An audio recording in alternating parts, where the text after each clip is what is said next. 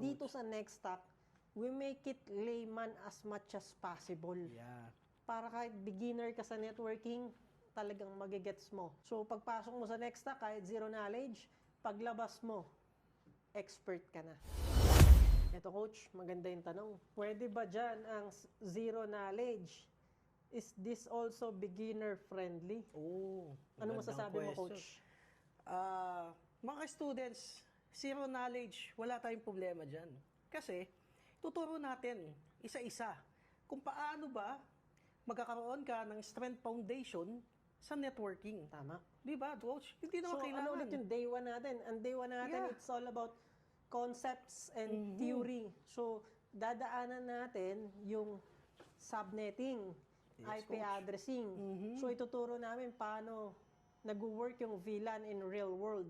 Tama, coach. No? So, lahat yon dadaanan natin yung concept and theory. Kaya kahit zero knowledge kayo, we will guide you along the way. Tama, coach. Hindi tayo diretso mag-configure without understanding yung full concept. Yes, And coach. dito sa Nextstack, we make it layman as much as possible. Yeah.